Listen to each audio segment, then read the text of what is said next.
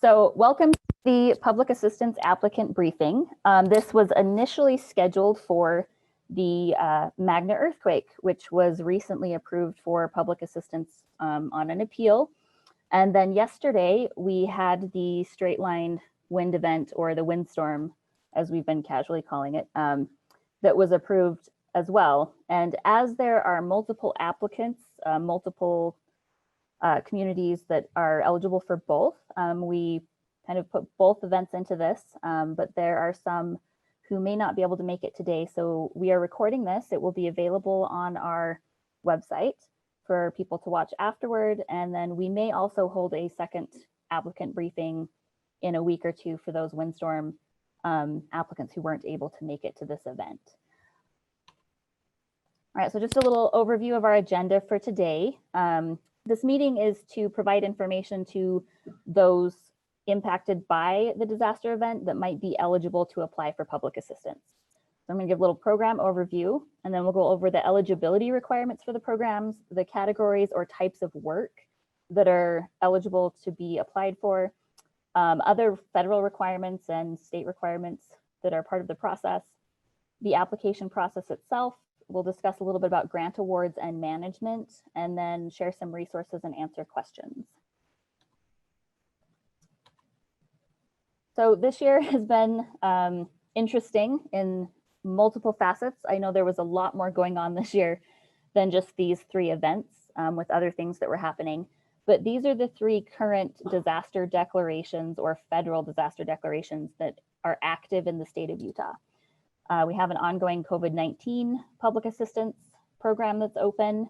We had the Magna earthquake public assistance, which was approved on December 31st. And then most recently, the straight line wind event that was approved and declared yesterday.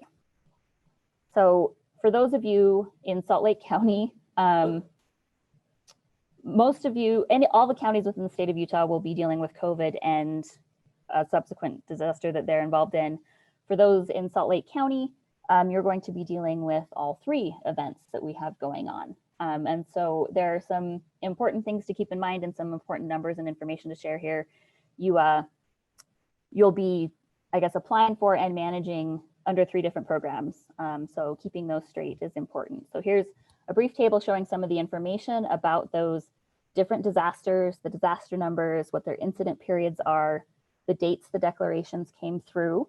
It's important to note for the Magna earthquake that it was originally declared on July 9th of 2020. At that time, only the individual assistance and some other programs were approved, and the public assistance was initially denied just based off of the damage estimates and the amounts that we had in there. So we were able to appeal that decision and provide some more damage information. And through that appeal, we were able to have Salt Lake County declared for public assistance. So there are some dates in the program that will be relevant to the December 31st. That's for getting your applications in and those things, and some other dates in this process that will be relevant back to the original July 9th date. And that will be the timelines for when you could get emergency work and permanent work complete. And we'll go over those in more detail as we get to them. Another difference as well is that the minimum and maximums for what are called small projects under public assistance, those are calculated each fiscal year and change annually. Because the Magna earthquake was originally declared in July, it falls under the fiscal year 2020 thresholds. So they are the same as they are for COVID. However, the windstorm, because it was recently declared, is in the new fiscal year 2021. And so those numbers are slightly higher. So that's just something to keep in mind as you're working those projects as well. And we will put all this information up on our website as well and share it with you so you have easy access to it. So what is public assistance? The public assistance program provides supplemental federal disaster grant assistance to repair, replace, or restore disaster damaged publicly owned facilities and the facilities of certain private nonprofit organizations. So public assistance does not provide assistance to individual homeowners or businesses. For the earthquake, we did have individual assistance approved back in July, but that program has already run its application course. And so we did have individual assistance, but they're not being implemented simultaneously. And so at this point, we're just focusing on public assistance and providing grants to those publicly owned facilities and agencies. All right, some key components of the program. It does have a 75-25 cost share. So it's a federal grant. It pays up to 75% of eligible costs, and the applicant will have to pay the remaining or match the remaining 25%. Donated resources can be utilized as part of that match, and we'll go into that a little bit further later. Over the last several years, so our last federally declared disaster in Utah was in 2017. It was for a flooding event up in Box Elder and Cache County. That was one of the last disasters in the country under which we used the old public assistance application system.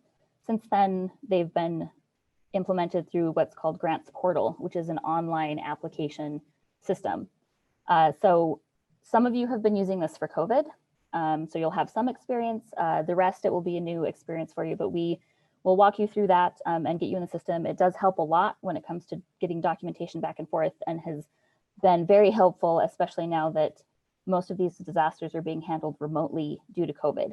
So our FEMA partners will not be coming out to Utah unless we have something that deems that necessary, but we will be working with them remotely to get the applications in and the damage information and documentation in for those grant applications. There have been a lot of changes to the public assistance program over the last 10 plus years. The Disaster Recovery Reform Act came out recently, 2 CFR 200, which is kind of what they've called the super circular or a uniform requirements for all federal grants. That came out and was put into play over that time. There's been the Sandy Act and a lot of other disasters that have happened that have input changes into how public assistance is managed and implemented. So I know some of us have experience in past years of public assistance, but it's changed a lot even from the disaster that we handled 3 years ago. So just be aware there are changes, and they're good changes. There's a lot of good changes in there, a lot of options.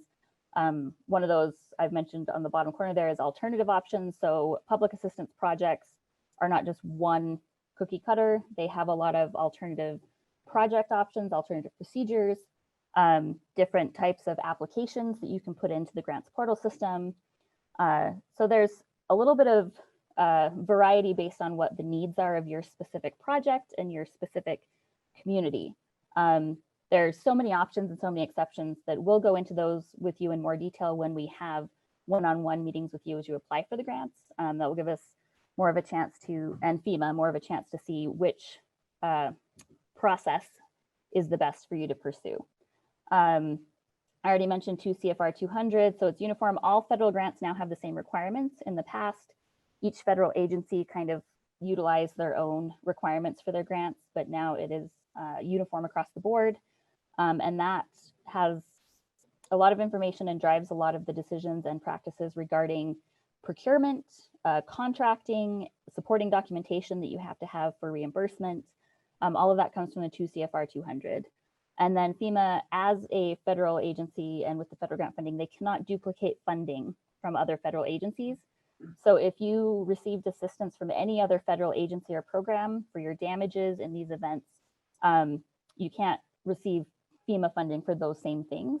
You also can't use federal funding to meet your local match. It has to be non-federal funding or donated resources that you utilize for that. All right, overview of the timeline. We have the disaster declaration. From that disaster declaration, you have 30 days to get your RPA, or what's a request for public assistance, into FEMA. So for the earthquake, that's 30 days from December 31st. From the windstorm, that will be 30 days from January 12th. And we have that listed later, and we'll also put those dates up on the website. The RPA is not your application. It's just a form that you fill out, and it will be done in the grants portal system, basically letting FEMA know you're interested and verifying that you're an eligible applicant. After you get that request in, FEMA will assign someone to assist you with that grant application. The state will also assign a point of contact. We'll do an exploratory call, basically just reach out and discuss your application status, and then set up a recovery scoping meeting and provide you with what you'll need to gather for that scoping meeting. And that scoping meeting is where FEMA and the state will go into more detail with you about the process, what you'll need, your alternative options, the documentation you'll need to gather. The second important date that you need to remember, the RPA is one, and then the second one is what's called your list of impacts. At the scoping meeting, after you've discussed all the things that you need to get ready to start the application process, you have 60 days to provide a list of impacts, or basically a breakdown and list of your damages and how the disaster impacted you and the work that you're going to put in for projects. It's not all of the details, it's not all the individual projects, but it's an overall list or spreadsheet or matrix of the projects you're going to be applying for. You have 60 days from that recovery scoping meeting to get that into FEMA. That will also be done in Grants Portal. From there, project development happens over time. They use that list of impacts to divide your damages into different projects, decide what applications to use and which documentation you need to supply for those. After your project's gone through the process, through all the FEMA reviews, the state reviews, it will then be awarded if it's approved. So the costs that are approved, you get an award for that project. The grant is awarded to you in Grants Portal. You'll do some digital signatures in there. The state also has some paperwork you'll sign, and then FEMA will obligate the award. You'll work with the state after that on your grant management over the lifetime of the grant. And then the state will also work with you directly on the closeout. So who's who in public assistance? Applicants, anytime you see in guidance on the website or when FEMA's speaking with you or you overhearing your people, applicants and subrecipients are you. So an applicant can be anyone that's applying for a grant. It can be a local entity. It can also be a state agency, pretty much anyone that is going to apply for funding. A subrecipient is what you're referred to after you have applied for and been awarded the grant. So when you're applying, you're called an applicant, and then once you receive the award, you're a grant subrecipient. The recipient is the state. In the state of Utah, it's the Utah Division of Emergency Management. We act as the recipient for the overall disaster grant, which means we help manage the applications and then also the grant management system after grants are awarded. Program Delivery Manager, or PDMG, the acronym you'll hear a lot, that is the FEMA point of contact that gets assigned to assist with PA applications. DEM will also assign a point of contact to assist you with your application process as well. All right, so that's kind of some of the big picture stuff. Kathy Holder is going to go into our eligibility. So to cover who is eligible and to apply for the grants and what type of stuff is eligible in those grants. Apologize, the toolbar that lets me share my stuff with people likes to hide. Well, if it's hiding too much, you can click the slide for me. It's okay, Jana. That's okay. I just shared control with Kathy. Okay. Well, it didn't show up on my end yet, but hopefully it will. Maybe if I switch it over screens. Oh, there we go. Oh, I'm going too far now. Okay, so just so all of you know, there are 4 tiers of eligibility, and all 4 tiers need to be met. So you want to pay attention to all these 4 because they have to all be met for you to be eligible as an applicant. So who are the eligible applicants? They're the state and territorial governments, tribal governments, local governments, and certain private nonprofit organizations. On the local government side, this isn't an exhaustive list or all-inclusive list, but this gives you some ideas of some of the individuals as local governments that can be applicants. Ones that I believe that will for sure be doing here are the counties, the school districts, and there may be several other municipalities within the county as well. So just know that as we're going through these slides, you can reference our hub site or the Papa G, and someone will talk more about that. We do have links here for the Papa G as well. And that's a great book to give you information about all of this. So you'll want to pay attention to that. So private nonprofit organizations have several things that they need to meet. And one of the big ones that in most cases they would need to have is a tax exemption of a 501c, D, or E. There are a few ways that doesn't have to be there, and you'll be able to look at that and those requirements within that POPAG to see if your private nonprofit meet that qualification. So for facility eligibility, a facility is a building, a work system, or equipment, or an improvement or maintained natural feature. A facility must be deemed eligible to qualify for public assistance grant program. So for states and territories and tribal and local governments, the facilities must be eligible in order for permanent work, temporary repairs, or any remediation that's eligible. For private nonprofits, the facility must be eligible in order for the work to be eligible. So both need to be there, and there are several types of facilities that they go into in the POPAG for private nonprofits. So there again, I guess I should stop referring to the POPAG, but I just say make sure you download a copy of it and you're looking at it and understanding it thoroughly, because it will be your best friend in this case. For public facilities, these are a few of the items that are facilities that may be able to be, or that would be eligible depending on what has happened with them. Again, not an exhaustive list or an all-inclusive list, but just so that you get a general idea that there are public facilities that can be looked at for help. On work eligibility, the applicant's work is to repair the damages. They must meet certain eligibility requirements for applicants to receive grant funding. There are two elements here, emergency work and permanent work. Again, I refer to the POPAG, but Ember will come in and talk to us more about the work that is eligible a little bit later. Cost eligibility, not all costs incurred as a result of an incident are eligible.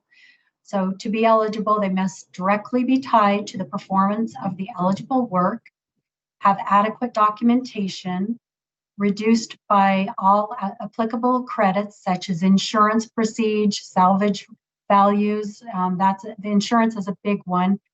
You can look at possibly with the insurance having your deductible met,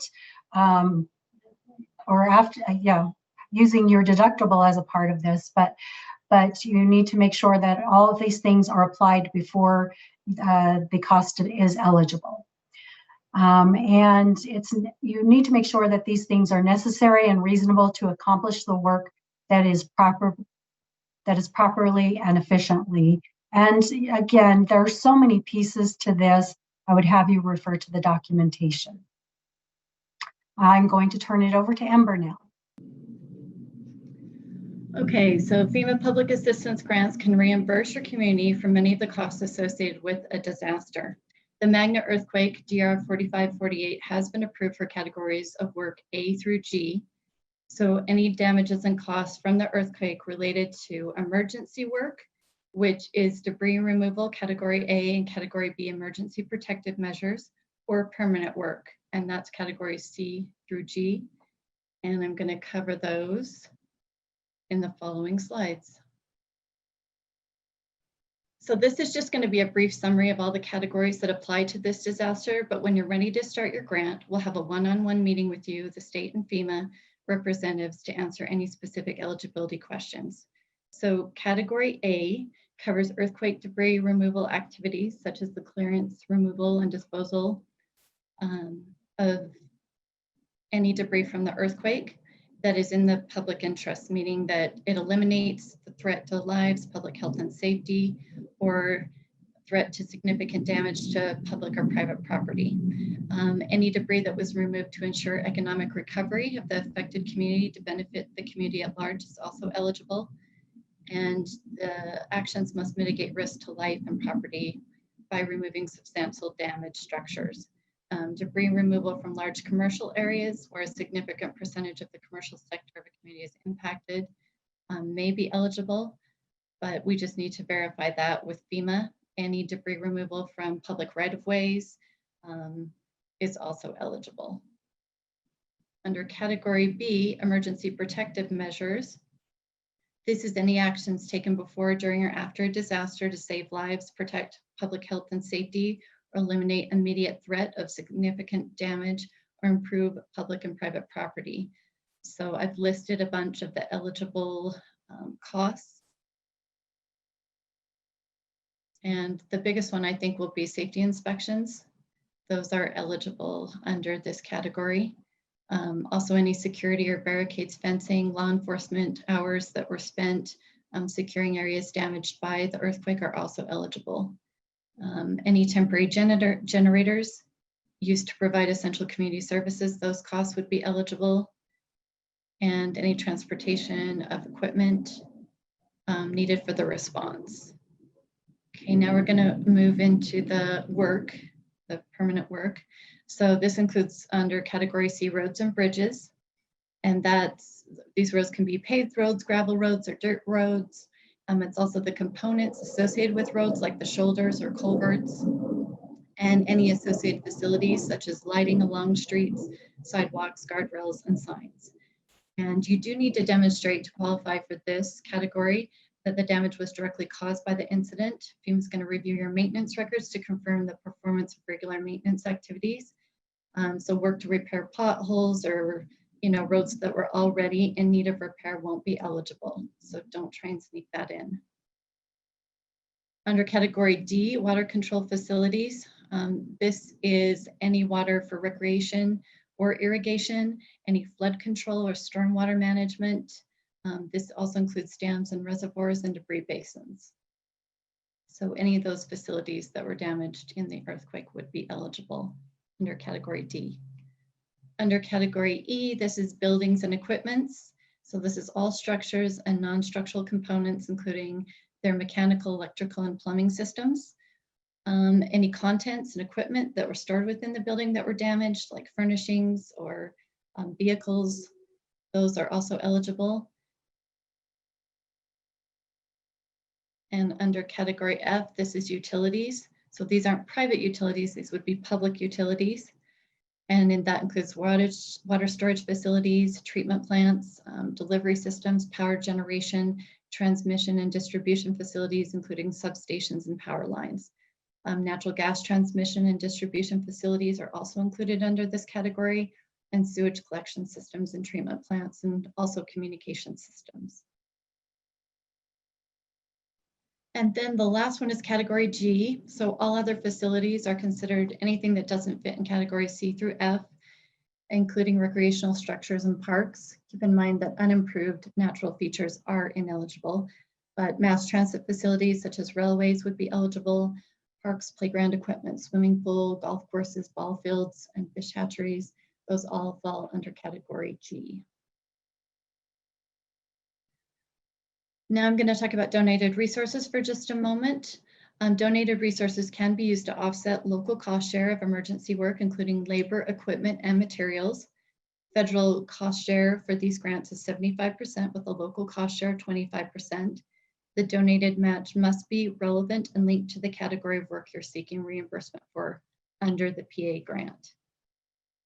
And in order to qualify and use donated resources, you need to have carefully tracked your volunteer services and donations. And you need to do this by creating and maintaining a volunteer database and tracking all donations that you've received.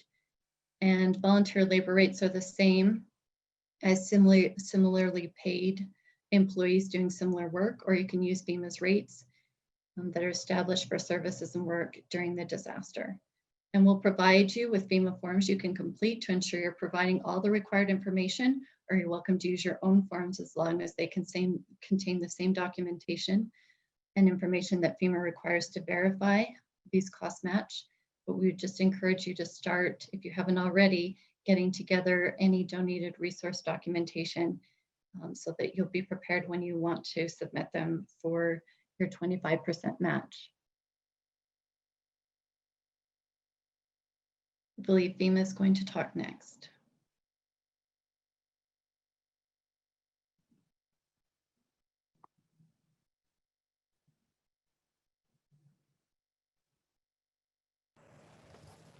Hi there, I'm Christina Aronson. I'm the 406 Mitigation Program Manager for FEMA Region 8. And I also am a structural engineer, so I do a lot of the building stuff.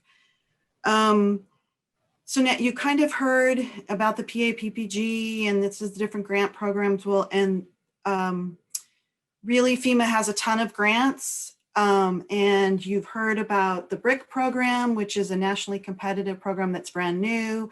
Flood mitigation assistance is another nationally competitive grant. Then there's the Section 404 or HMGP, those are synonyms.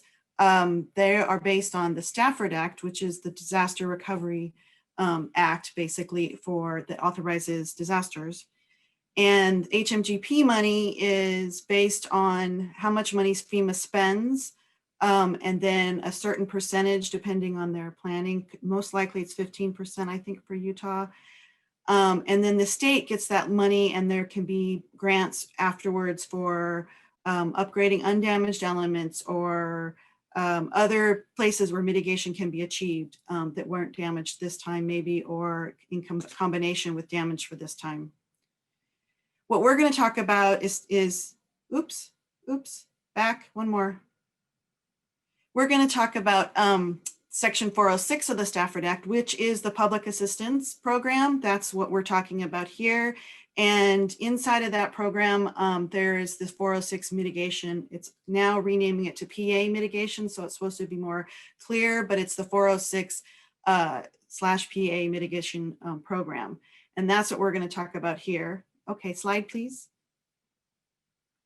So up until, let's talk about this transition, right? The basic public assistance program restores it to pre-disaster condition, 15 minutes before the event. And then if it's a building, say, or there's an applicable code and standard, then also public assistance, that piece of this grant can pay for required triggers, like in the International Existing Building Code, if there's a certain amount of damage to the vertical elements of the lateral load resisting system, yada, yada, yada, then you might have to do an upgrade. FEMA will pay for that code required upgrade. Then there are also additional programs that were mentioned, like alternate programs called 428 fixed costs. So there's ways of really using the money to get what you need to get to. And then let's talk about 406 mitigation. So it's during repairs, and it's extra money that can get you upgrades beyond pre-disaster first, or if there's codes and standards involved, then there's options to do better upgrades to mitigate the cause of the damage at this event, at this site. And then you can, when you go beyond, because we always love to remodel and go beyond better, then that might throw you into an improved project. But just so you kind of think about, okay, we've talked about all the things to get eligible and the documentation and stuff. And now we're going to talk about the site itself. Next slide. So here is that PAPPG or PAPPG reference number, and it's 406 PA mitigation funding. I'm having a hard time learning how to say that. It's additional money. Okay, it's for category C through G. So that's the roads, the water control facilities, the buildings, the electric utilities or parks and stuff. So it has to be, it's only applied for those. And then there's rules, right? It has to be technically feasible. It has to address the cause of the damage. It has to be cost effective, and there's rules and and it's based on percentages of the restorative pre-disaster costs. So it's really important to make sure that that cost is established correctly. And it needs to be compliant with all your EHP laws, regulations, and executive orders, which we're going to talk about in a minute. And then no adverse effects. So it means you can't do something in the floodplain that makes the floodplain worse. Or if we were talking culverts, if you upsize this culvert, is it going to flood the farm downstream or the house downstream? So that's kind of a big overview. Okay, slide please. So down and dirty, it's extra money. It's during repairs. The match still applies to this money. So at 25%, if you get, $100,000 added to your project for mitigation, then you need to come up with a 25% match. It's by site and it addresses the failure mechanism. So that means every culvert would be a site, or every power line, we can define what the damaged piece is, or if it's a building, or then it's that particular building of a multi-building complex, say. It's your proposal. We really recognize that it's Utah knows, your engineers, you guys know how to fix things properly and what works in your state. So we will help you to identify, but it's really your proposal. Again, restorative pre-disaster cost, say if you use the 100% rule, then you want to make sure, we might be able to increase by 100%. So you want to make sure that that restorative pre-disaster cost, that everything is based on tracks, if there's long hauling costs or something, that all counts. For buildings or anything with insurance, the 406 money is based on before any insurance reduction. If the damage is $100,000 and insurance is going to pay $90,000, and so FEMA doesn't pay that, but the 406 program funding would be based on the true $100,000 of damage. And our goal is to make the engineering solution fit within policy. We can provide technical support and kind of talk you through it. So if now we're late to this game for mitigation, for the earthquake especially, and even the wind event.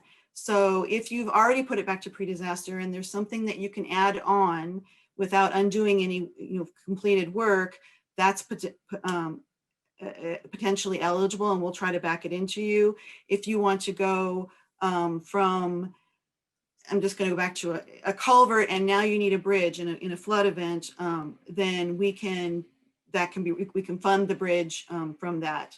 It can be part of when we call improved projects, those special 428 alternate procedures projects and codes and standards projects.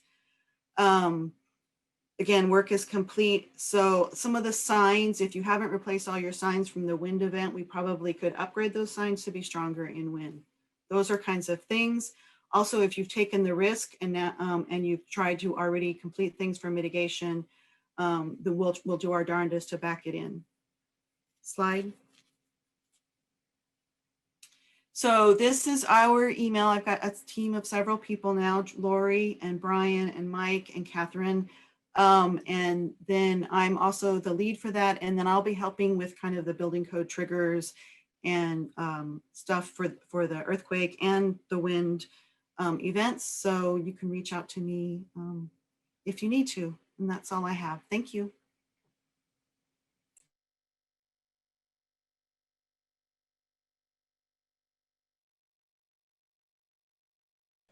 Thanks, Christina. We're going to switch over to NFIP, and Angela Crowther is going to present on that for us. Sorry, a little.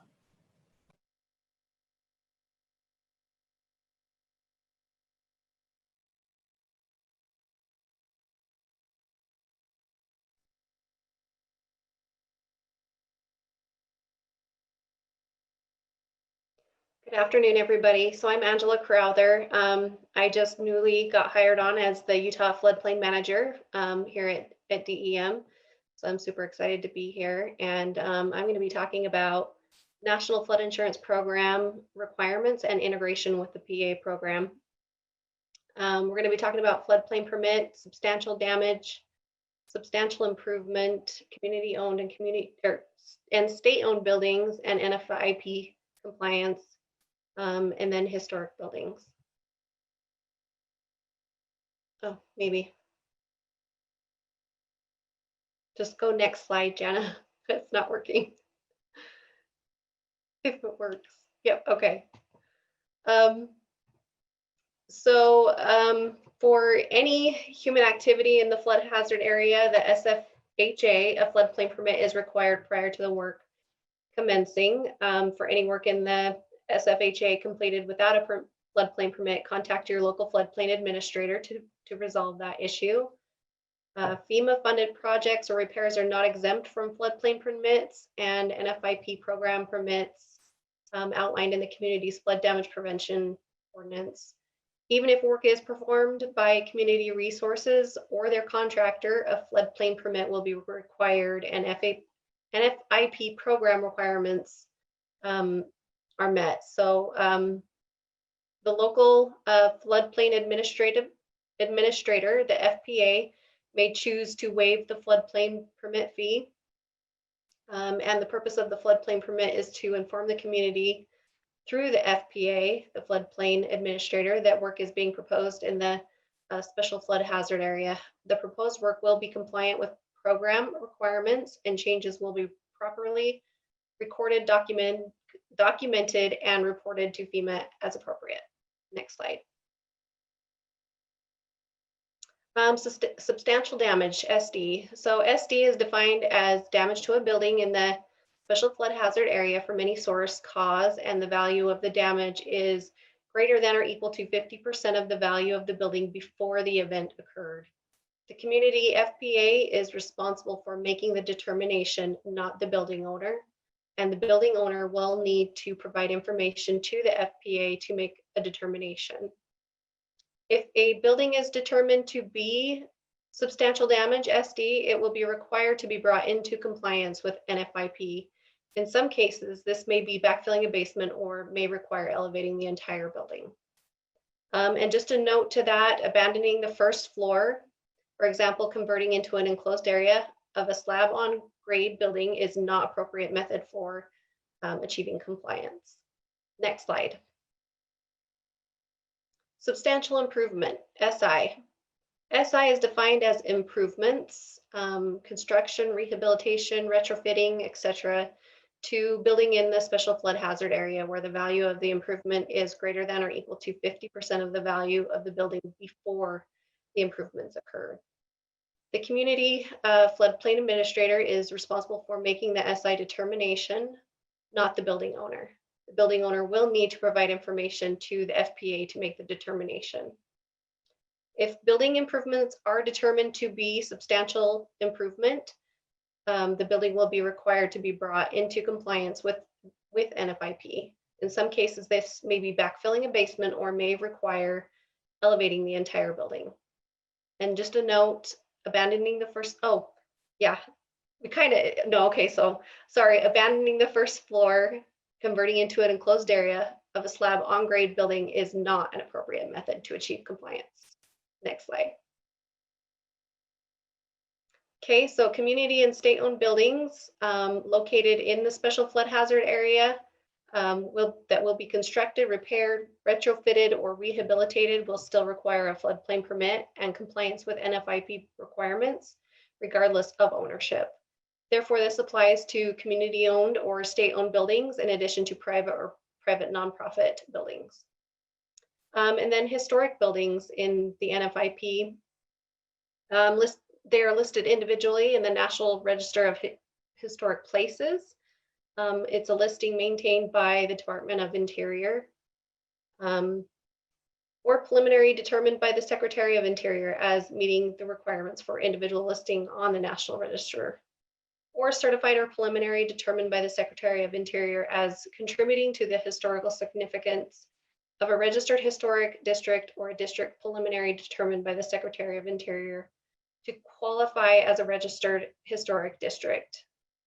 Or, next slide, individually listed in a state inventory of historic places and states with preservation programs that have been approved by the Secretary of the Interior, or individually listed on a local inventory of historic places and communities with historic preservation programs that have been certified either by an approved state program as determined by the Secretary of Interior, or directly by the Secretary of the Interior in states without approved programs.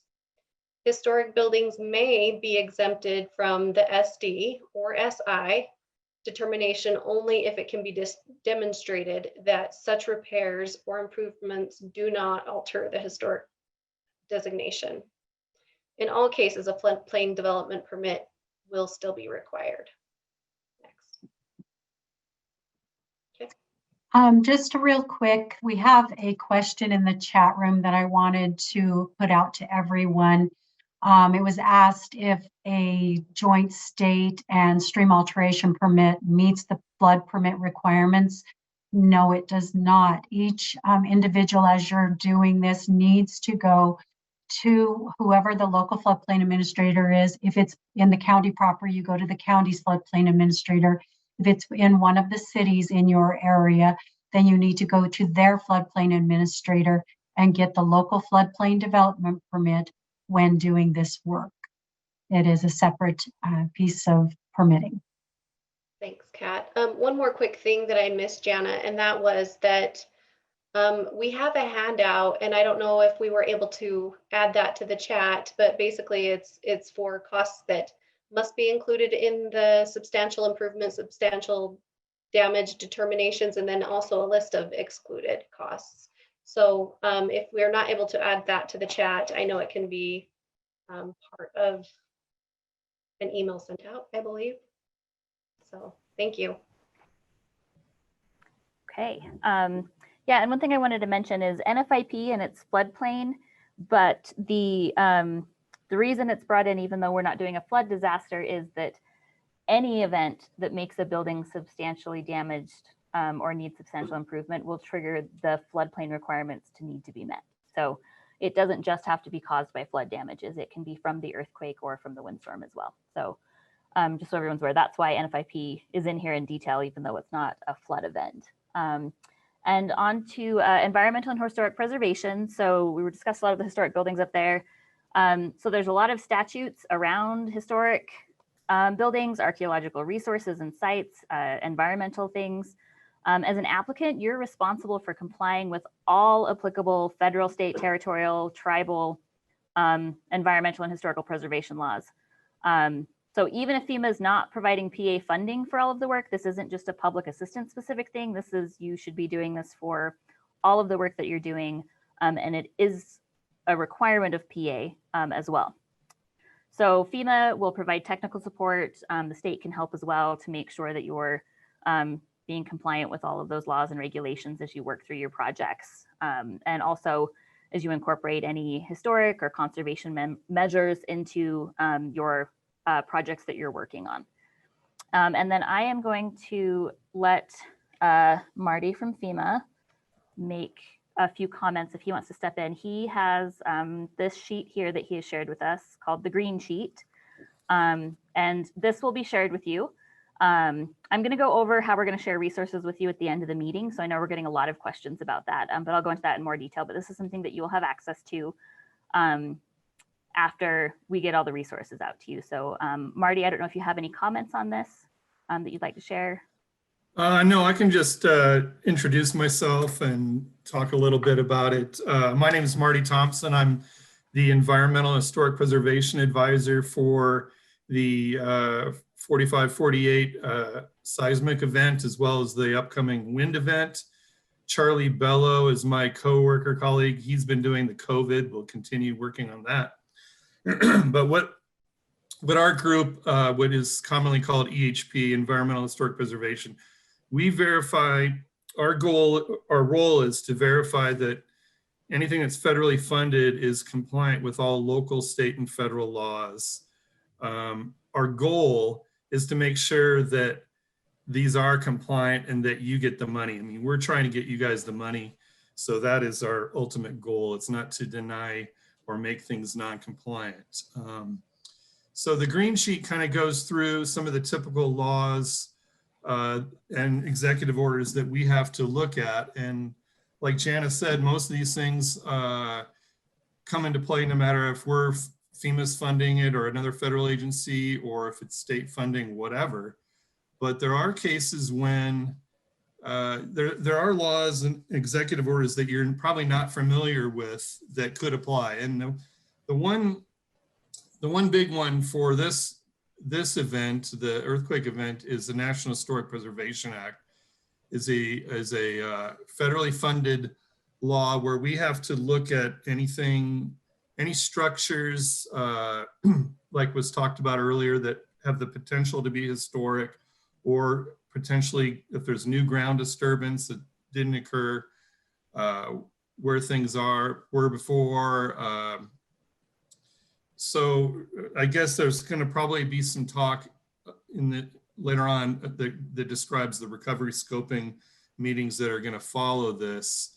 One of the things that would greatly help us at those meetings, and I'll be at all those meetings, you guys can talk to me with questions if you have them, but is for the buildings that you know have damage or think have damage, it will be good to know the construction date of those buildings, as well as if there was any additions added on to those buildings, you know, so maybe a building, what I have to do is look at every building, and if it's 45 years or older, we have to do a consultation with the State Historic Preservation Office to determine eligibility of whether that building has the potential to be historically eligible for the register that I can't remember, as Angela or Jana talked about earlier, but it's a National Historic Register. So we make sure we check to see if something's eligible or not.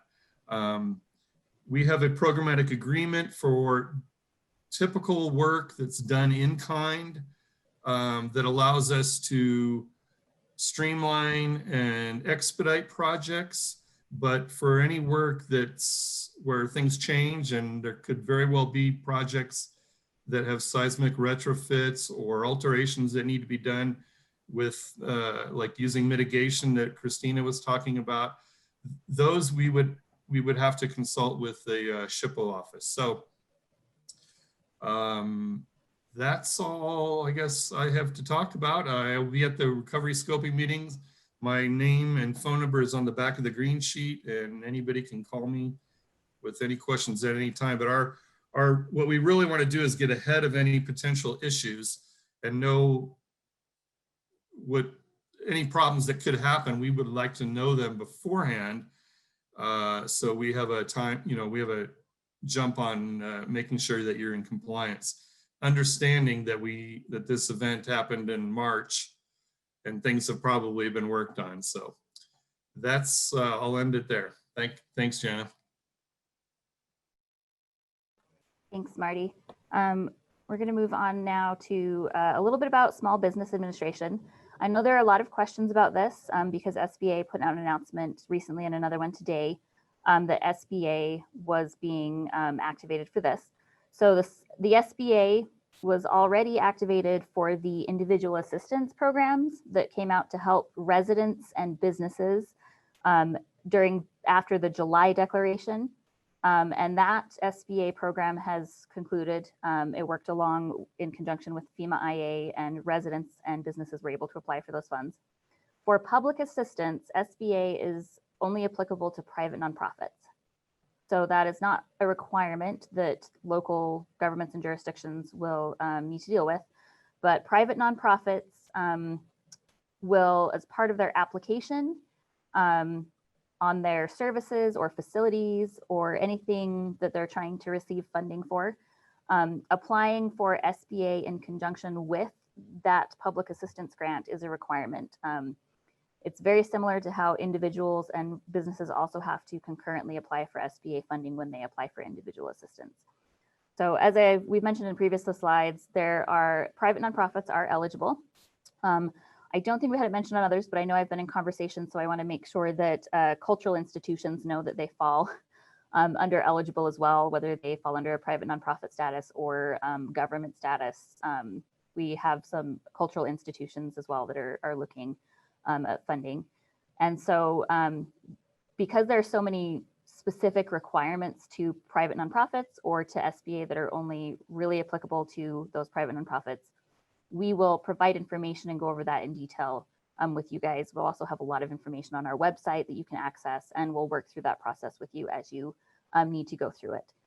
Just so you know, if you miss the SBA application deadline, filling out your public assistance application is not your SBA application. You do the public assistance one, and then in that process, you then also do the SBA one. So just make sure you're aware of that. We'll make sure you're aware of it. and that you need to meet those deadlines. Because if you miss that, then your work through public assistance is also ineligible because you missed the SBA deadline. So just keep that in mind. We are now going to move over to Eric, who is going to give an initial overview of the application process and grants portal. Okay, let's begin.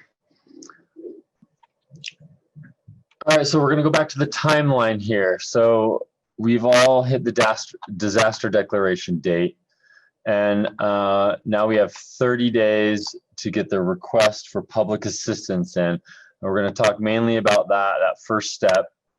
Once you get that in, FEMA will schedule the exploratory call and then the recovery scoping meeting, and then you'll need to provide your list of impacts, and then you'll work on your projects and on to grant management and everything. So next slide.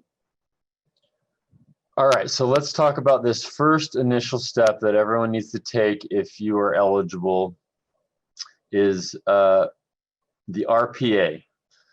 So if we look for Magna earthquake, you have until January 30th to submit an RPA. And if you're in the windstorm event, you have until February 10th to submit your RPA. So what is it? It is the formal request by an entity seeking grant funding for FEMA's PA program. And this will help determine if you are eligible, and just to sort of, hey, saying, I'm interested in applying for PA. So where do you submit it? Grants portal. Let's go to the next slide. So grants portal is the website you will go to manage your public assistance. Grantee.fema.gov. I have the website a couple other times. So if you are already registered, so if you registered for COVID, I know we have upwards almost 90 entities currently in grants portal in Utah right now. So if you registered for COVID-19, you are already in grants portal and you do not need to register again and create another account. You will just need to go in to grants portal, and then you need to click on submit an RPA. So you may have done one for COVID-19. You need to do another one for either the earthquake and or the windstorm, depends whatever applies, or both. If you have earthquake and windstorm, you'll need to do two. It should be at the top of your screen when you log into grants portal. You'll see that yellow box. So, and there's a link here that says click here to submit an RPA for your organization. That is where you will click, and then you will fill out the information and click submit, and then the state will review it, and then we will get the RPA, and then it will go on to FEMA. All right, next slide. So if you have never been in grants portal before, or your organization, then this is the process that you will take. You have two options here. One, you can send an email to esf14recovery@utah.gov. And then we just need an email that says, hey, I want access to grants portal. And then all we need is the name of your organization type. So either you're a county, a city, a private nonprofit, whatever organization you are, and then just your name, your phone number, and your email. Those are the required elements. Once we have that, we will push the invite button, and you'll get an email that request gives you access to get into grants portal. You'll have to set up an account and a password and everything.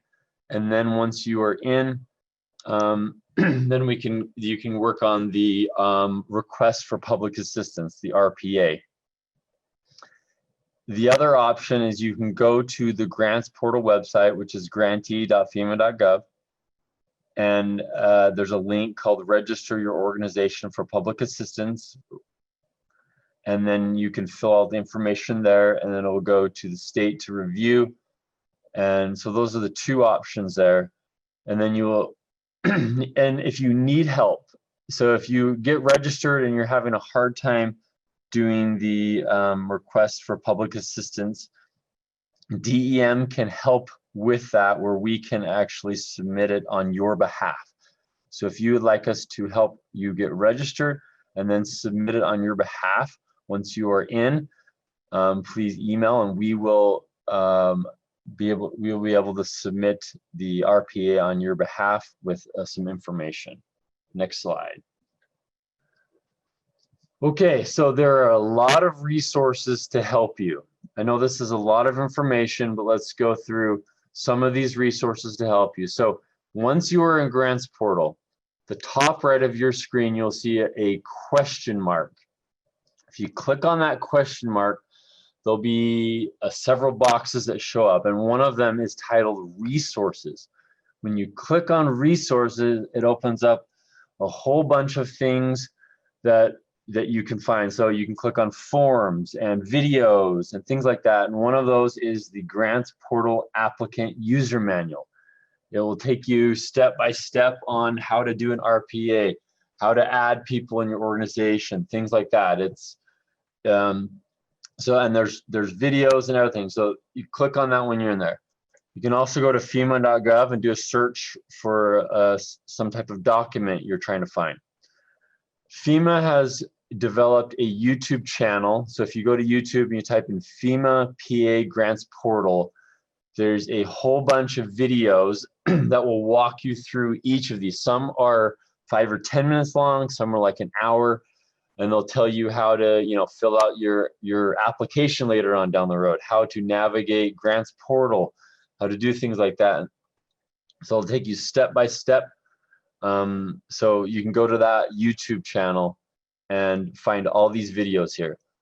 If you're having trouble finding anything or you need some sort of guidance, you can email at esf14recovery@utah.gov and ask, and I can send you the applicant user manual or the public assistance applicant quick guide.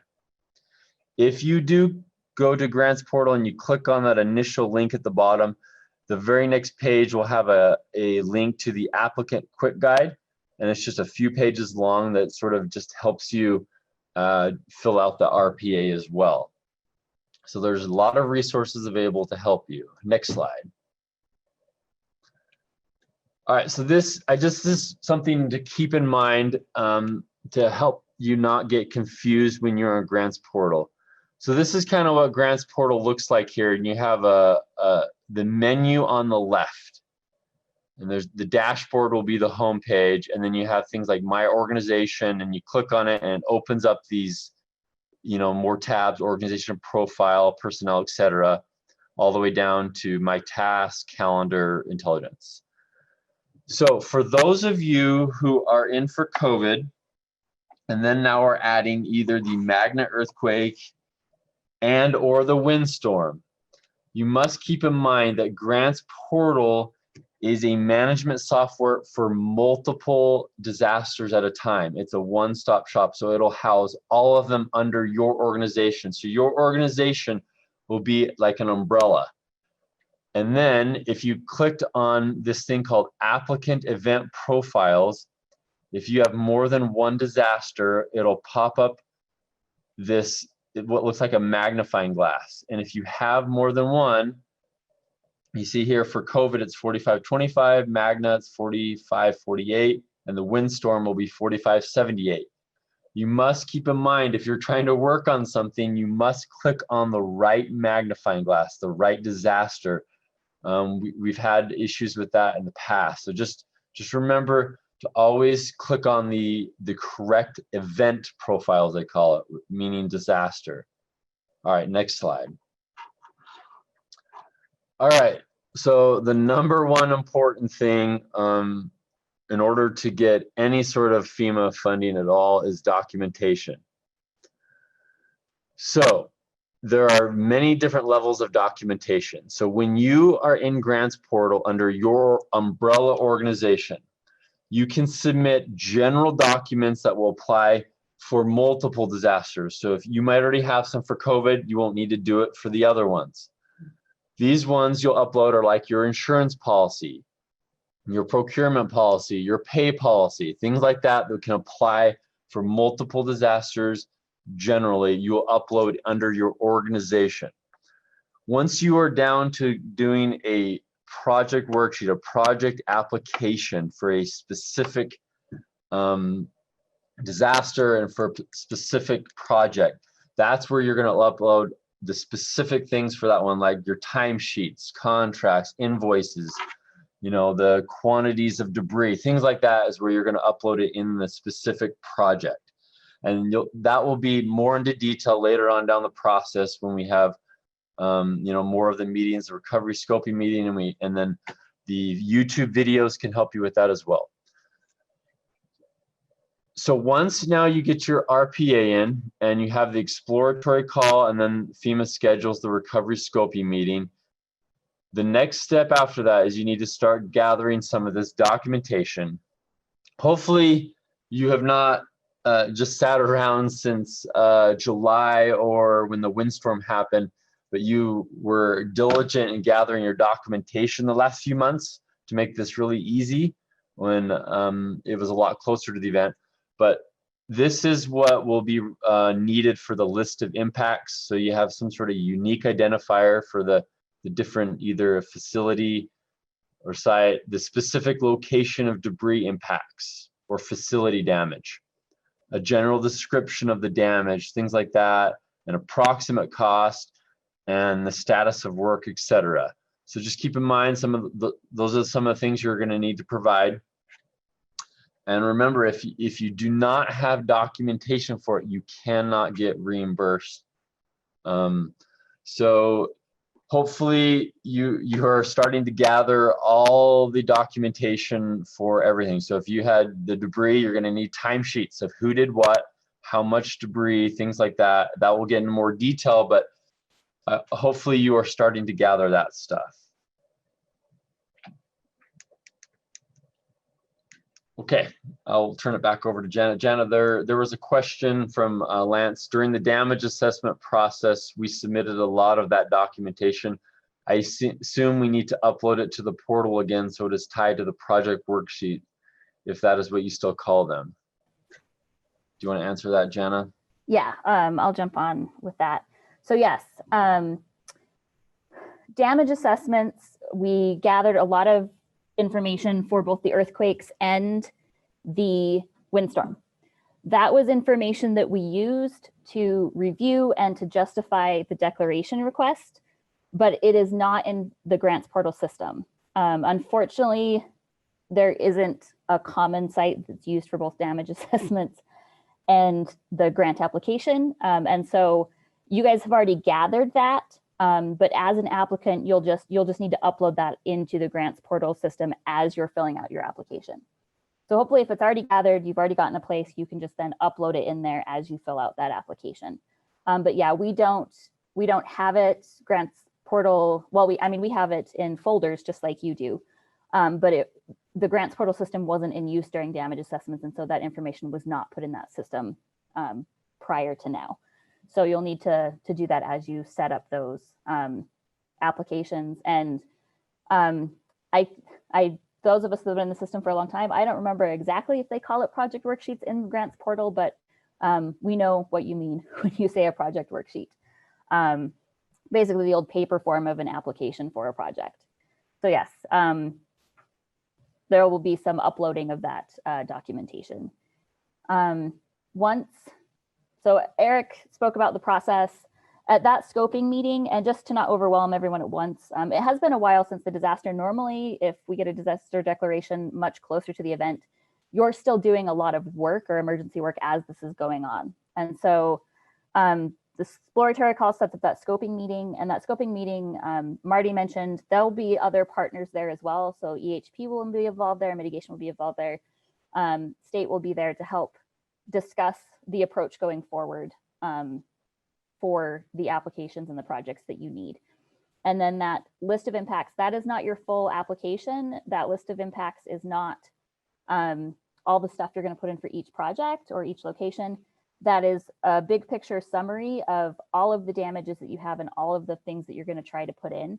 And then FEMA will use kind of that big picture, that matrix to help work out your projects. So if you're going to have, you know, a bunch of sites lumped into one project, or if you're going to break them out into separate projects, that big picture information of estimated costs, locations, that helps to kind of map out the plan for how you're going to submit your applications. And then later is when you do the project development. That is when you'll start uploading the detailed paperwork after you've started filling out your individual projects. Once you've got all of your stuff in there, there's a lot more steps involved. All of it will kind of be done in Grants Portal. So as you're filling out your applications, there's a lot of approvals and reviews that go back and forth between you as the applicant, the state as the recipient, and FEMA.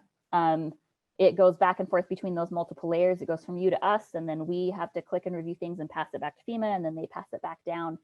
So there's multiple steps where you'll be asked to get back into Grants Portal, review things, approve things, maybe upload some more things, make some changes. But that's all done through that Grants Portal system. And so everything will be housed there, saved there, and all the approvals and the process goes back and forth. There is what's called the CRC, which I always forget the acronym for. So if one of the FEMA people wants to jump on later and remind me. They're kind of the FEMA brain center where all of these applications are sent, and they do a lot of the final reviewing for compliance. The region and the region point of contacts that you'll be working with help. But it does go through that central processing center for the applications to be reviewed and approved. Once all of that's done, once it's gone through, once you've provided the documentation, FEMA's reviewed and approved it, the state's reviewed and approved it, and they say, yes, you know what, you're going to get this grant. So it will be awarded and you'll accept things in Grants Portal. The state also has what's called an Articles of Agreement and some paperwork that we need you to sign. We can share that via email or even an Adobe sign. You can sign that electronically, but that will be done outside of Grants Portal. And that's just agreeing to all the rules about managing a federal grant if you're gonna receive the funding. FEMA obligates the grants to the recipient. So as mentioned earlier, the recipient is the state, and DEM acts as the recipient for the state of Utah. And that means that the recipient is the overall state entity that receives all of the money and funding from FEMA. As the recipient, we're responsible for making sure that all of those subgrants, all of those grant awards, and all that funding is used appropriately, that it's properly documented, that it's going for what it's intended to go for, that it's being compliant within the scope of work, that it's meeting all those requirements. That responsibility falls onto the state. And so they fund or obligate the funding to us. And then we then, I guess, parcel or pass that funding to you as the applicant. Once you're awarded a grant, you're now referred to as a sub-applicant. So the state is the recipient, or the, sorry, not sub-applicant, sub-recipient. The state is the recipient, and then you are the sub-recipient of the grant. So we pass that funding down to you, and then the state acts as the grant manager for all of those grants and ensuring that they're done according to federal regulations. During the grant management process, we may ask to come do a site inspection. We may ask for updates or reports on how the work is going. We may ask for documentation to be submitted throughout the process just to make sure things are staying on track. We do realize that there's going to be a lot of stuff that you guys have already done.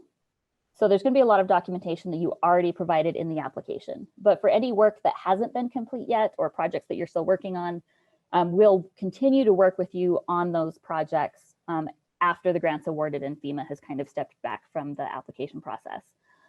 You'll request your reimbursement through the state. So the state and the grants are awarded based on a reimbursement process. So it's for costs you've already expended and things you've already spent. So once you expend the money, or if you've already expended it all over the last 6 months, once we receive that paperwork, you can request the funding to be passed down or reimbursed to you. You'll also work with the state on any scope of work changes to your projects. If you find out as you're going along that there are some things you need to change in a permanent work project, or any other changes you need to make to budgets or scopes of work, you'll work that process through the state. Appeals are also an item that you'll work through the state with. So appeals are, everything is sent to FEMA. FEMA needs to approve scope of work changes or any other changes. FEMA is who reviews and approves appeals. but you will work through the state as the grant manager to submit those to FEMA.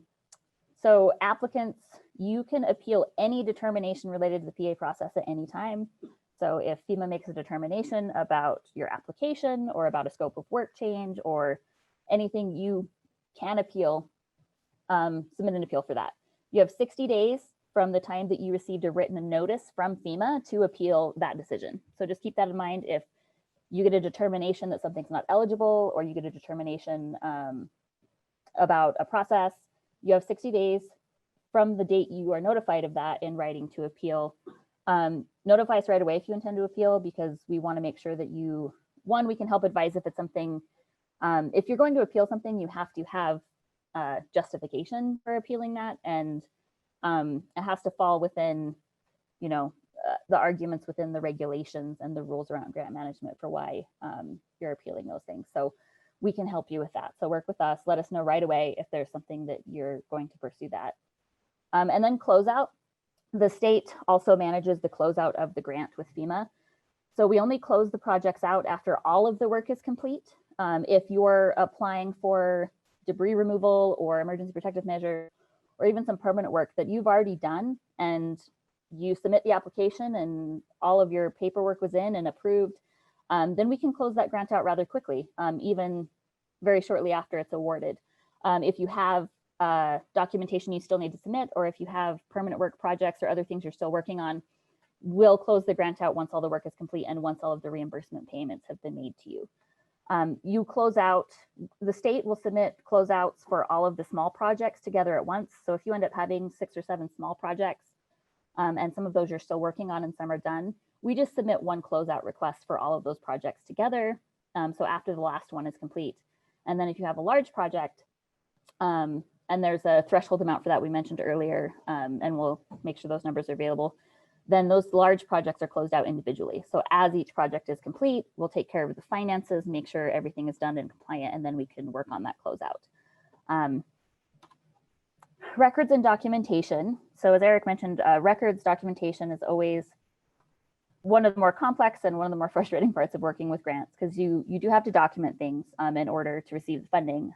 You have to have receipts and proof of expenses and documentation. So just some things to keep in mind for records retention. You have to supporting documentation for your expenses is required, and all of your grant records must be maintained and available for at least 3 years after the grant is closed out.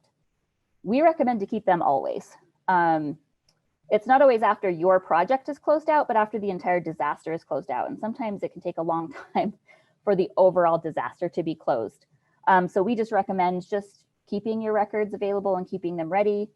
It's just good for historical practices in your agency. And now with everything being digital, you know, it doesn't take up a lot of space to save the grant and the disaster documents.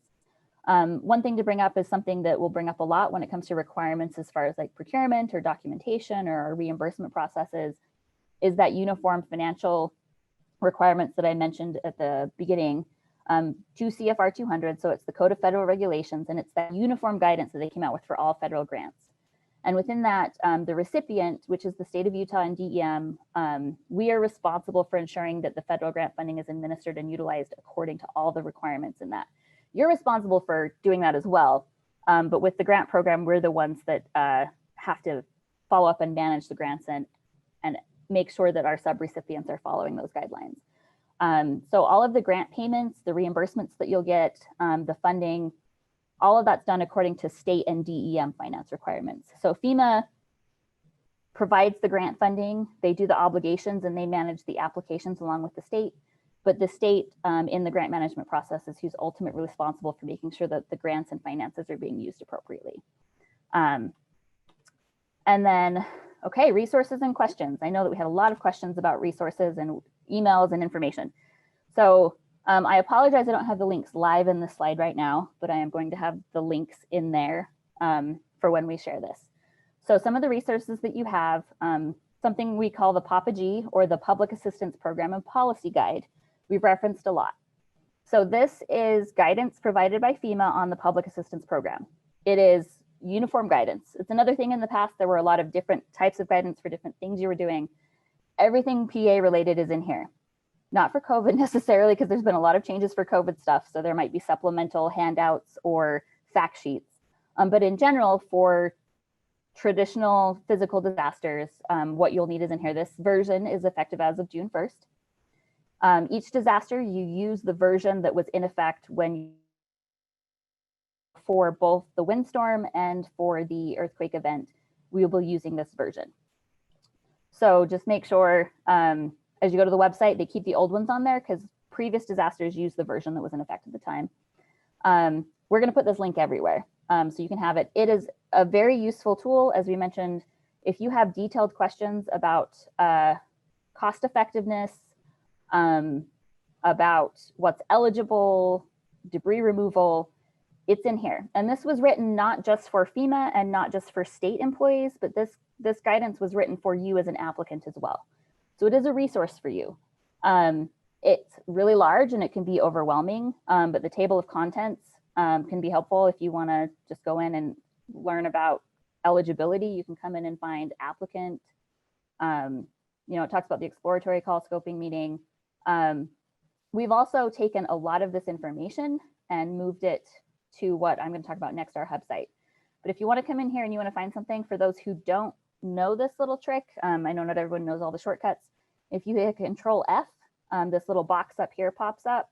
So if I take that away and then hit Control F, and that means F is for find, I can type in a word here and it will pull up all the places in here that procurement is mentioned. And so if I'm specifically looking for something about that, you can scroll down this way to go to them all, or they're highlighted over here. It can help you find specific parts where words are mentioned there. So that's really helpful to navigate a very large document. So like I said, we're going to reference this everywhere. The links are going to be available everywhere. We'll have a PDF copy available on the website. And then the website we're talking about is, we call it our hub site. It's not a traditional website. It's kind of a smaller hub based off of a larger site that we use. For those that were involved in the windstorm, you may be a little familiar with it. We initially set it up in response to doing damage assessments for the windstorm. We are going to add more information to that same site for the windstorm declaration now that provides all of this public assistance information. And then we're setting one up. We have one set up almost ready to go for the earthquake as well. Unfortunately, they don't have very easy, cute little names because they are little hubs of a larger site. But I'm going to put the links to those in these slides, where we'll also have the links to these on DEM's website. That's what we did for the windstorm.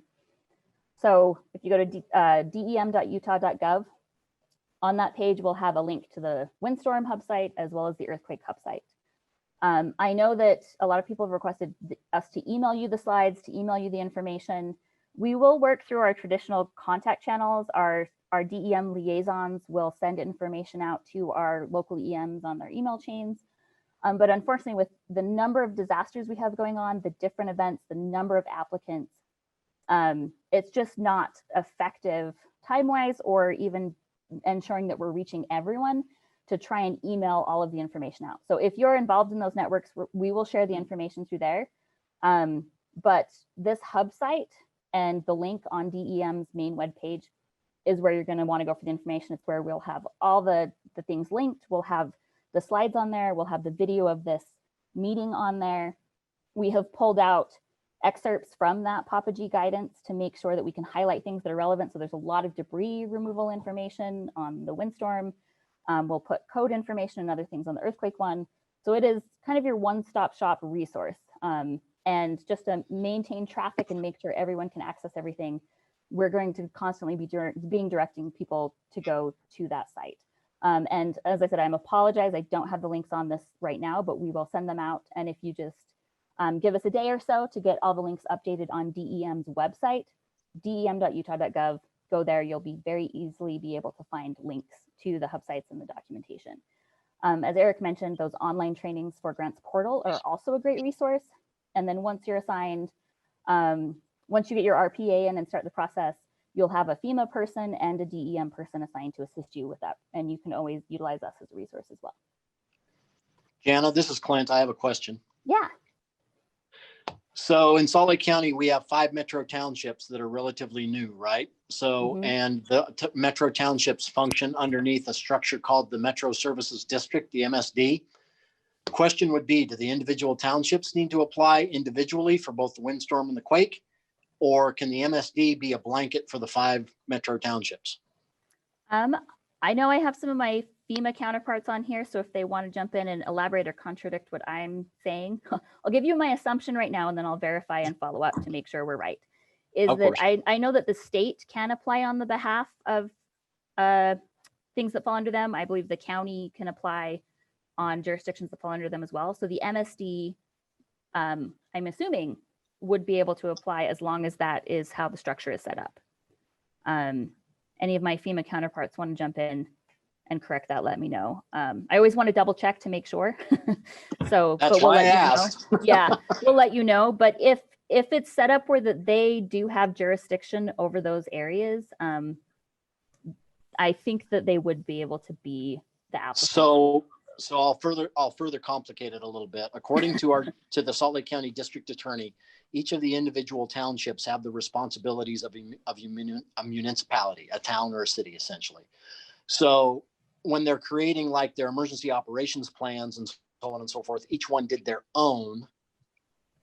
But again, the Metro Services, the MSD provides the oversight for their municipal services and stuff like that, like public works, et cetera, et cetera. So it's really complex, and we can take it offline and have that discussion with you and the FEMA folks later. But we're probably going to need some clarification on that fairly quick, because the townships were involved in both. Okay. Yeah, no, we'll yeah, we should definitely take that out offline and verify. But yeah, especially since Salt Lake County is our one that's involved for sure in all 3 events. Hey, we like to overachieve when we can. We'll follow up with that. I'll connect with my counterparts at FEMA, and as you get in, we'll figure out how the MSD functions with those municipalities. So yep. Okay. Hey, Jana, Clint, this is Kevin Helland with FEMA. I'll be the infrastructure branch director. I agree we could take it offline, but Clint, as part of that discussion, what we'll also need to know is who's legally responsible for the facility or work that was done, who's been, any records of who's been performing some of that maintenance. I know that talking with my NFIP counterpart, she brought this up that there's some other, it's also associated with the floodplain and some of that. There's been some discussions there. So we'll work through it. But yeah, we can take this offline and, Okay. figure out the best way forward. But thank you for bringing that up. yeah, Fair enough. that's Thank good. you. That's good. If we need MSD or the individual communities get RPAs in, that's good to distinguish now. So, all right. So I apologize, as I was hosting, I have not been able to monitor the chat as my screen was being shared. But I know that some of my coworkers were monitoring it and looking at questions. So for specific questions, I'm glad Clint brought that up, because there may be some others who have a similar issue. But if you have any, I guess, very nuanced or specific only to you questions, we can follow those up in detail, especially about cost eligibility or certain specific damage things. Those can be followed up with us and FEMA as you go through the process. But are there any questions on here about things we didn't cover, things you need a little bit more clarification on that you think would benefit the rest of the people that are on the call? We're happy to take those questions now. Jana, for UDOT. Yeah. So, we're not going to claim because nothing was damaged. This is specifically for the windstorm. Do those counties need our costs to roll into their costs? So I'll I have a little graphic that I think I'm going to put up on the hub site as well that talks about, can we claim this or not? If it's the county's jurisdiction, so if you're paying for it, the county can't get reimbursed for it if it's out of UDOT's pocket, if that makes sense. If the county did the work and helped do the cleanup, then they can apply for it. Debris removal and other things are also eligible. So I think the blanket answer is that you can only claim costs for things that were your responsibility or that you paid for in doing, cleaning up, or fixing. And you have to be the one responsible for that facility.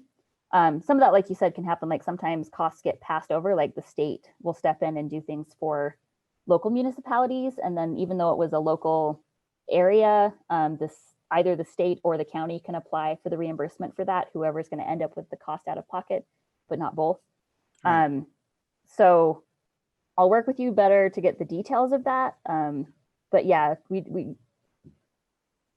you have to be the eligible person to do it, and then you have to be the person that's incurring the cost.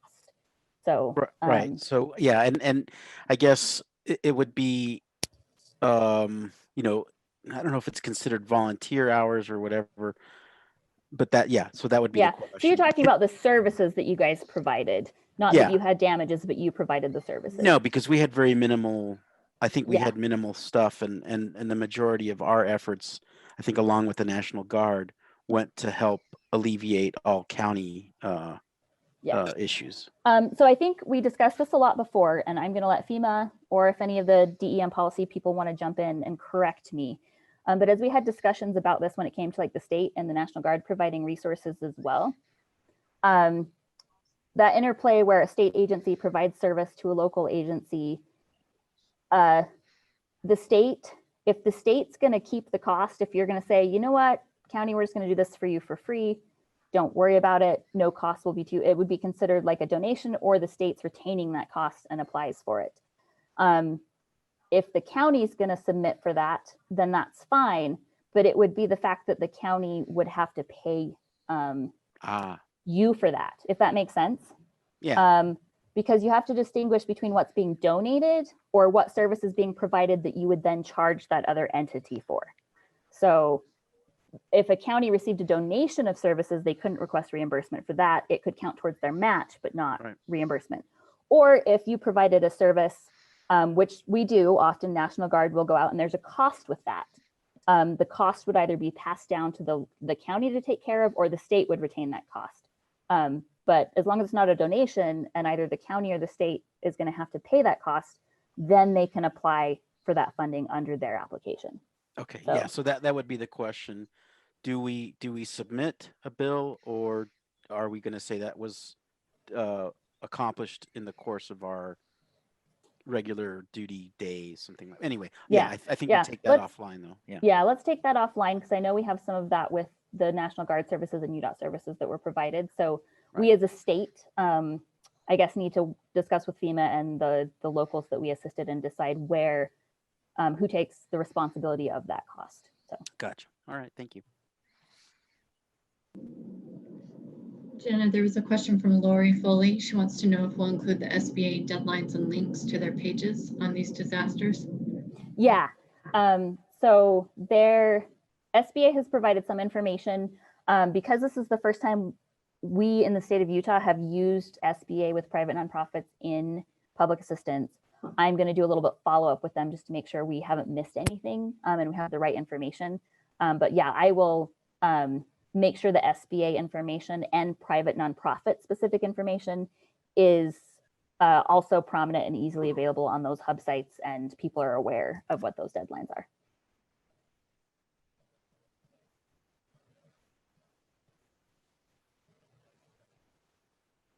Do we have any more questions? Either that we missed in the chat or that anyone on the meeting has. I was gonna say, if not, we can get you guys back to your day. Feel free to jump in if you have a question as I'm talking. As I mentioned, we're short notice with the windstorm and earthquake happening with everything else going on, but we're, as I mentioned, we'll send emails out through established email networks that we have. And then if you're not in those networks, monitor dem.utah.gov and we will get the links to those hub sites on.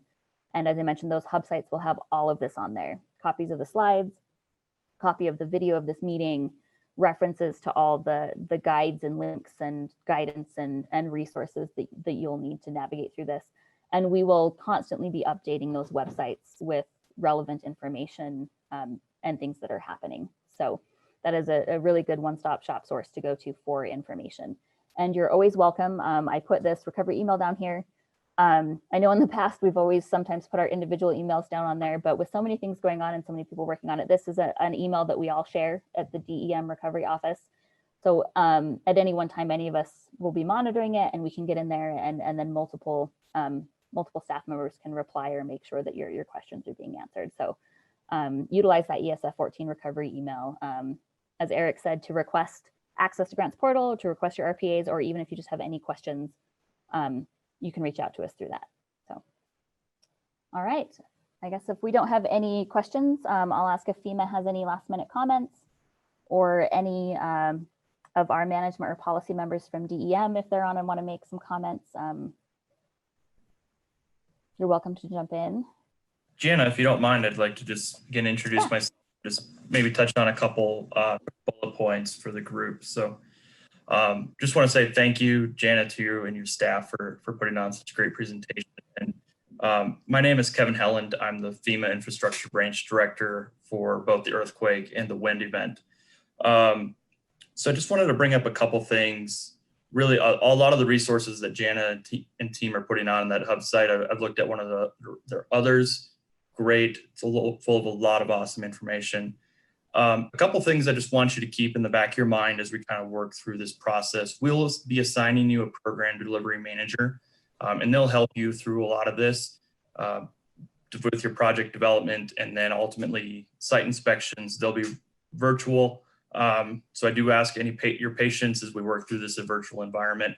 It's new for us as well in some cases. So, but we're procurement and going through a lot of the resources in the policy guide on procurement and familiarizing yourself with that and 2 CFR, but it really comes down to following your local procurement policies that you have in place and not really deviating for those except for in exigent circumstances. There's a lot of deadlines with these 2 events. And so I just would ask that you monitor grants portal after you submit your RPA, because you'll be getting notifications through there. You'll be receiving email to it, but that might get lost, and I'm sure many of you receive a lot of email in a day, but just monitor grants portal. There's especially that 60-day deadline. The RPA deadline is very important. Let me back up. That's very, very important. So don't miss those deadlines. But then the 60 days to identify your damages. And with these events having taken place so long ago, hopefully you have a lot of that identified. We're not looking for the how many light sockets were in the building, but identifying that this building was damaged for earthquake or wind, or where your debris is at. And then as we schedule these recovery scoping meetings and work with you, your insurance documents, as you've worked through your claims with them, is going to be very helpful. And any engineering reports that you have already got or in the process of getting, bringing that to that recovery scoping meeting is going to be very, very helpful. And I just wanted to touch on quickly too, that with roads and bridges, and I'm not sure if there's any flood control structures under the particularly roads and bridges. If they fall under federal highways, you need to go to them for those. We take care of local roads and some of those minor collectors that aren't under federal highways. Federal highways does have their own program for disaster work. And with flood control structures, if any of them fall under Army Corps of Engineers or any other agencies, you need to work through them to get any repairs done to those facilities. So, but again, thank you all for your time, and you'll be receiving a call from a program delivery manager after we get through your RPA approval process. So, thank you so much. Thank you, Kevin. I guess I'll give a last call for anyone else at FEMA or DEM that would like to jump in and make comments. Okay, we will let you guys get back to your day then. And we may be doing a second one of these in a week or two, just because it was very short notice for those who were affected by the windstorm. So we'll send that notice out as well. So if you feel like you want to attend the same meeting again, maybe you want to hear the information again, or ask questions, we'll be sending that information out for those who weren't able to attend today. So, all right. Thank you very much for coming. And we will watch out and be ready to work with you.